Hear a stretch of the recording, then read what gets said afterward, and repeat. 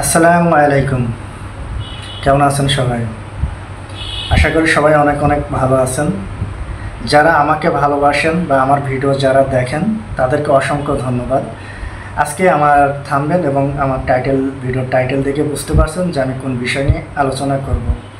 তার আগে বলবো যে ভাই, আমার চ্যানেলটায় যারা এখন ভিডিওতে ক্লিক করছেন তারা অবশ্যই আমার চ্যানেলটা সাবস্ক্রাইব করবেন, কারণ 1 লক্ষ সাবস্ক্রাইবার পুজলেই কিন্তু আমি একজনকে ফ্রি, একদম গরিব মানুষ একজনকে ফ্রি আমি উমরা হজের জন্য পাঠাবো। যদি আমার চ্যানেলটা সাবস্ক্রাইব করেন সেক্ষেত্রে আপনিও সওয়াবের ভাগিদার হবেন। ভাই অবশ্যই আমার ভিডিও দেখেন বা না দেখেন, যারাই ক্লিক করছেন এই পর্যন্ত যারাই দেখছেন আমার চ্যানেলটা অবশ্যই সাবস্ক্রাইব করবেন। আজকে আমি যে বিষয় নিয়ে কথা বলছি, সার্বিয়ার রিস্ক পেমেন্ট এবং কন্ট্যাক্ট। হ্যাঁ ভাই, আমি যে ভিডিওতে যে কথা বলতেছি এটা একদম সত্য, বাস্তব। সার্বিয়ার রিস্ক পেমেন্ট এবং কন্ট্রাক্টে যাওয়ার যে বিষয়টা নিয়ে, কন্ট্রাক্টে যাওয়ার বিষয়টা নিয়ে আমি আলোচনা করব। আমার ভিডিওটা যে ফুল যে ভিডিওটা মূলত না দেখে কোনো মন্তব্য করবেন না। একই অনুরোধ, ফুল ভিডিওটা দেখেন। কারা কন্ট্রাক্টে যেতে পারবেন,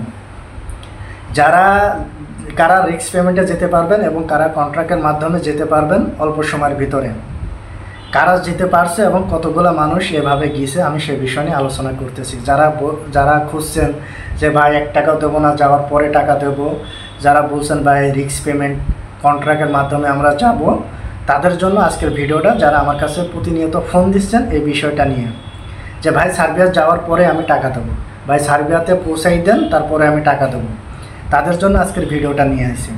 আমার ভিডিওটা মূলত দেখেন, কারা যেতে পারবেন, কারা সার্বিয়াতে যেতে পারবেন কন্ট্রাক্টে আর কারা যেতে পারবেন না, সে বিষয় নিয়ে আমি এখন আলোচনা করব। মাথায় রাখবেন সবসময় একটা বিষয়, যে এখন বর্তমানের সমাজ যে পরিস্থিতিটা চলতেছে, এখন দেখেন বেশিরভাগ মানুষ চায় কি জানেন, ভাই রিস্ক পেমেন্টে আমারে পাঠান, ভাই কন্ট্রাক্টের মাধ্যমে আমার কাজগুলো করেন, ভাই ওই দেশে পৌঁছাই দেন, এয়ারপোর্ট পার হয়ে আপনাদের টাকা দেবো। এরকম আমার কাছে 200 ফোন আসে। আমার কাছে এত মানুষ এভাবে ফোন দেয়, যার জন্য আমি আজকের ভিডিওটা নিয়ে আসি। সেজন্য কারা যেতে পারবেন কন্ট্রাক্টে, কারা রিস্ক পেমেন্টে যেতে পারবেন সে বিষয় নিয়ে আমি এখন বলতেছি। যে ভাই আপনারা রিস্ক পেমেন্টে যেতে পারবেন, কন্ট্রাক্টের মাধ্যমে যেতে পারবেন, অল্প সীমিত সময়তে সার্বিয়াতে যেতে পারবেন, কিন্তু সবাই পারবেন না। কিছু কিছু মানুষ যারা আছে তারা যেতে পারবেন। অল্প নাম গন্ধ মনে করেন যে খুব বেশি হলে 10 থেকে 15 দিনের ভিতরে সার্বিয়াতে পৌঁছাতে পারবেন। 10 থেকে 15 দিনের ভিতরে সার্বিয়াতে পৌঁছাতে পারবেন। কারা পারবেন জানেন? কারা পারবেন? যারা মনে করেন যে রিস্ক পেমেন্টে যাওয়ার জন্য আমার কাছে ফোন দিয়েছেন, তাদের জন্য মূলত ভিডিওটা। ভাই সার্বিয়াতে কন্ট্রাক্টে যাওয়া যায়, সার্বিয়াতে রিস্ক পেমেন্টে যাওয়া যায়। আপনারা বলছেন আমি মারতেছি, যাওয়া যায়। হাতে গোনা হাজারের ভিতরে খুব বেশি হলো 4 থেকে 5টা মানুষ মনে হয় যাবৎ পৌঁছাইছে কি পৌঁছাইছে না। জানেন এটা রিস্ক পেমেন্ট কারে বলে, এয়ারপোর্ট কন্ট্রাক্ট কারে বলে? এখানে সবসময় একটা জিনিস মাথায় রাখবেন, এয়ারপোর্ট কন্ট্রাক্টটা কি? আপনি যে ভিসাটা বের করতেছে বা আপনি যে ডকুমেন্টস দিয়ে, যে কাগজগুলো দিয়ে যে আপনি ওখানে ফ্লাই করাইতেছে, এটা সব ডুপ্লিকেট। এবার ডুপ্লিকেট ভিসা নিয়ে যারা ভাবছেন যে সার্বিয়াতে যাবেন, তারা কি এত সহজ কন্ট্রাক্টে যাওয়া, রিস্ক পেমেন্টে যাওয়া কি এত সহজ না ভাই। আজকে দেখেন বাংলাদেশ এয়ারপোর্ট কন্ট্রাক্ট করছেন, ট্রানজিটে যদি প্লান্টি খান তখন কি হবে? ট্রানজিটে প্লান্টি খালি কিন্তু আপনি কিন্তু ব্যাক আসবেন। বা সার্বিয়াতে পৌঁছাইছেন, সার্বিয়ার এয়ারপোর্টে পৌঁছাইছেন, ওখানে আপনাকে রিসিভ করতে পারলো না, তখন যাই কি হবে? তখন কিন্তু ওই দেশে আপনি জেলে যাবেন। আর আমি ঢাকার এয়ারপোর্টের কথা বলি, একটা ডুপ্লিকেট স্টিকার দিল, যে যাদের মাধ্যমে যারা কন্ট্রাক্টে কাজ করে, রিস্ক পেমেন্টে কাজ করে, এই বিষয়টা যারা করে থাকে আমি তাদের কথা বলতেছি। তারা আপনার একটা ডুপ্লিকেট ভিসা দিল, এয়ারপোর্ট কন্ট্রাক্ট করে আপনারা টিকিট দিল, টিকিট দেওয়ার পরে আপনারা এয়ারপোর্টে ঢুকাইলো। আপনি এয়ারপোর্টে গেলেন, আপনার বোর্ডিং পর্যন্ত কন্ট্রাক্টে তারা বোর্ডিং কার্ডটা বোঝেন? বিমানের ওঠার আগে 3টা ধাপ থাকে। বিমানের ওঠার আগে কয়টা ধাপ থাকে? 3টা ধাপ থাকে। প্রথম ধাপই হলো এয়ারপোর্টের ভিতর ঢোকার পরে যেই বিমানে যাবেন ওই বিমানের বোর্ডিং কার্ডটা নেওয়ার জন্য। বোর্ডিং কার্ড কাকে বলে? বোর্ডিং কার্ডে আপনার সিট নাম্বার থাকে। বোর্ডিং কার্ডে আপনার সিট নাম্বার থাকে। বোর্ডিং কার্ডে আপনি যে মালামাল নিয়েছেন, কয় কেজি মালামাল হয়েছে সেটার একটা থাকে, একটা টোকন থাকে, মানে এটা বোর্ডিং কার্ডের সাথে কিন্তু এটা থাকে। এবার আমি আপনারা বলি, যারা বোর্ডিংটা শেষ হলো, এবার দ্বিতীয় ধাপ আসলো এমিগ্রেশন। এবার এমিগ্রেশনে যাইয়ে যদি এমিগ্রেশন যদি হাই কন্ট্রাক্ট যদি না করতে পারে, এমিগ্রেশন যদি কন্ট্রাক্ট না থাকে, তখন আপনার কী হবে জানেন? আপনার ওখান থেকে পাসপোর্টটা আপনার কাছ থেকে এমিগ্রেশন কিন্তু পাসপোর্টটা নেবে, নিয়ে আপনাকে চার্লির রুম কয়। চার্লির রুম বোঝেন আপনারা? যারা বিদেশ গিয়েছেন এর আগে বা যারা মেন পাওয়ার একটু সমস্যা হয়েছে, চার্লির রুমের থেকে ঠিক করে গিয়েছেন, তারা যদি আজ ভিডিওটা দেখেন তাহলে বুঝতে পারবেন চার্লির রুম কারে কয়। এমিগ্রেশনের যে কাজগুলা, কাউন্টার যে কাজগুলা, যেগুলা সন্দেহজনক মনে করে বা যেগুলো ওদের অনুমতি নাই, সেগুলো ওরা করে কি, পাশে একটা যে রুম আছে, হ্যাঁ, চার্লি রুম কয়, যেখানে হলো ডিআইজি থাকে। ওই রুমের ভিতরে যে যারা থাকে তাদের হাতে হ্যান্ড ওভার করে পাসপোর্টটা, যে এটা যাচাই করার জন্য। আপনার মূল্যবান পাসপোর্টটা যখন তাদের হাতে যাবে তখন কি হবে জানেন?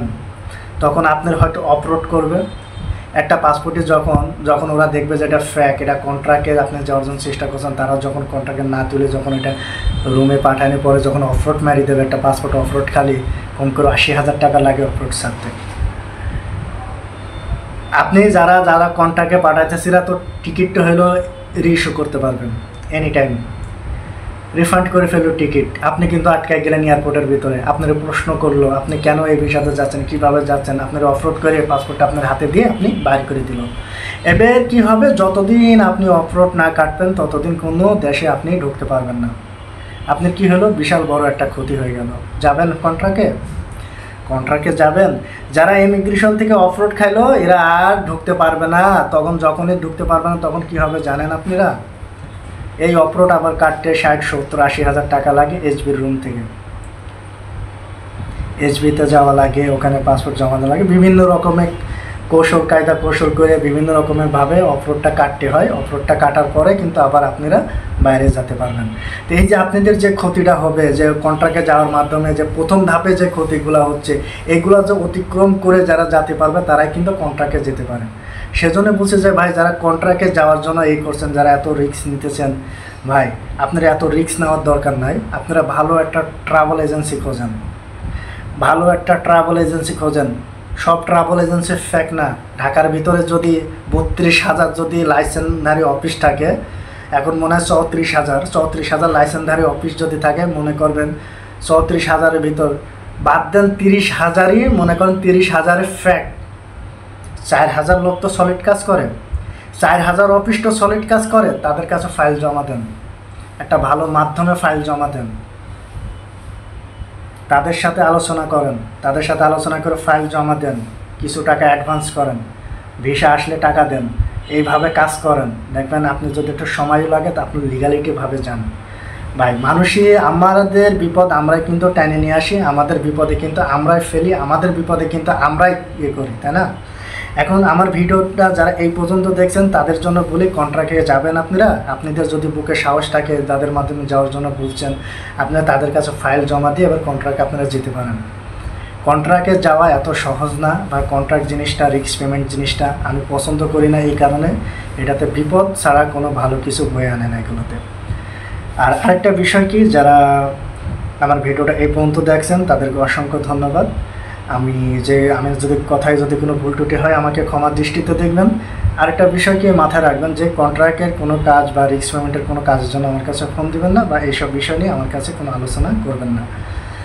আশা করি সবাই বুঝতে পারছেন, বা সবাই ভালো থাকবেন। আমি যে তথ্যগুলো দিতেছি যদি সবার ভালো লাগে থাকে, আমার চ্যানেলটা সাবস্ক্রাইব করবেন, আমার জন্য দোয়া করবেন। এবং আপনারা জানেন SR global tours and trust প্রবাসী কল্যাণের জন্য কাজ করছে, ভবিষ্যতে কাজ করবে। সবাই ভালো থাকুন, সবাই আমার জন্য দোয়া করবেন, আমি আপনাদের জন্য দোয়া করি। আল্লাহ হাফেজ।